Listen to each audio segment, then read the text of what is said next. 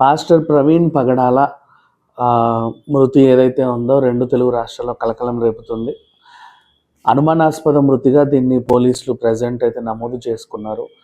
And ఇది accident అని చెప్పడానికి లేదు, అలా అని ఎవరైనా దాడి చేశారని చెప్పడానికి లేదు. ఎందుకంటే దాడి చేశారు ఎవరైనా అని చెప్పాలి అంటే ఆ రోడ్లో ఆ టైంలో అతను వెంబడించిన వాళ్ళు కానీ, ఎదురు నుంచి వచ్చిన వాళ్ళు కానీ ఆనవాళ్ళు లేవు.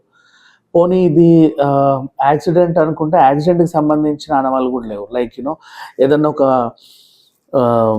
బలమైన వాహనం అతన్ని గుద్ది ఉన్న, వాళ్ళు హిట్ అండ్ రన్ చేసిన ఆ సీసీటీవీ కెమెరాలో రికార్డ్ అవ్వాలి, అది లేదు. అండ్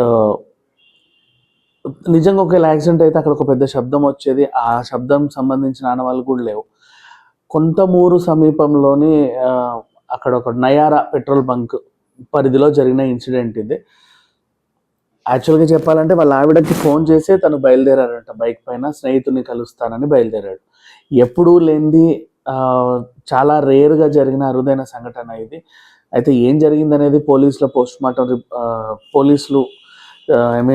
మార్టం రిపోర్ట్ వస్తే కానీ చెప్పలేని పరిస్థితి. తనైతే ప్రజెంట్ హాస్పిటల్లో చేర్చారు.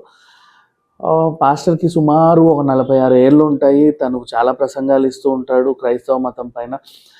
వేరే మతాలకు సంబంధించిన గ్రంథాలని కూడా ఆయన అందులో ఏమైనా తనకి అభ్యంతరకరం అనిపిస్తే అలాంటి పదాలను కూడా తను చెప్పిన దాఖలాలు కూడా ఉన్నాయి. ఇది ఇలా కాదు అలా, అలా కాదు ఇలా అని. దీనివల్ల కొంతమందికి నెగిటివిటీ ఉంటుంది, కొంతమందికి పాజిటివిటీ ఉంటుంది. సో ఇప్పుడు క్రైస్తవ సంఘాలన్నీ ఏంటంటే ఇతన్ని హిందువులే చంపారు, ఎందుకంటే మన హిందూ మతం పైన వ్యాఖ్యలు చేశారని వీళ్ళు అంటున్నారు. హిందువులేమో లేదు మా మీద ఎందుకు వేస్తారు, మొన్న ఖురాన్ పైన ఇతను ఏదో వ్యాఖ్యలు చేశాడు, అందుకు వాళ్ళు ఎవరైనా చంపుంటారు అన్నారు. బట్ ఇదేంటంటే ఒక పాస్టర్ మృతి చెందిన తర్వాత రాజకీయ రంగం పులుముకుంటుంది. అలాగే ఆ మతం వాళ్ళు చంపారని వీళ్ళు, ఈ మతం వాళ్ళు చంపారని వాళ్ళు ఒకరి మీద ఒకరు ఆరోపణలు చేసుకోవడంతో చాలా సెన్సిటివ్ ఇష్యూ అయింది. ఏదేమైనా పోస్ట్ మార్టం రిపోర్ట్ వస్తే కానీ అసలు విషయం ఏమీ తెలియదు. బట్ ఆ దగ్గర మాత్రం పాస్టర్కి సంబంధించినటువంటి ఎలాంటి ఆనవాళ్ళు లేవు. అండ్ తన ఫోన్లో కూడా వాట్సాప్ చాట్ అవన్నీ పోలీసులు చెక్ చేయడం జరిగింది. అందులోనూ కూడా పెద్దగా ఎవరితోనూ గొడవలు ఉన్నట్టు కానీ, ఎవరైనా బెదిరించినట్టు కానీ అలాంటివి ఏమీ లేవు.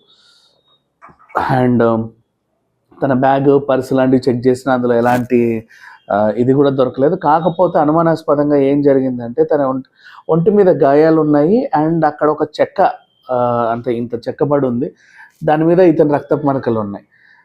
సో ఇప్పుడు కొంతమందికి అనుమానాలు వచ్చాయి, ఇతను ఎవరైనా కొట్టి చంపారా లేకపోతే ఇంకేమైనా. అంటే బండి తన మీద పడి ఉంది, ఇదొకటి. మేబీ ఒకవేళ హైవే నుంచి అలా ప్రమాదవశాత్తు డివైడర్నో దేన్నో తాకి అటు పడి ఉండొచ్చు, అతని మీద కూడా బండి పడి ఉండొచ్చు, చెప్పలేం. మరి అంత హైవే పైన ఎప్పటి నుంచో లాంగ్ డ్రైవ్ చేశాడు కాబట్టి శరీరం అలసిపోయి ఆ పైన బాడీ డీహైడ్రేట్ అయ్యి, అసలే సమ్మరు, ఇన్ కేస్ ఏమైనా చిన్న ప్రమాదం జరిగినా, అంటే ఒక నిద్రమత్తు కూడా ఉంటుంది చాలామందికి, అలా ప్రమాదం ఏమైనా జరుగుండొచ్చు అని కూడా కొంతమంది అంటున్నారు. బట్ మోస్ట్లీ ఒంటి మీద గాయాలు ఉండడమే ఒక పెద్ద క్వశ్చన్ మార్క్ అయింది.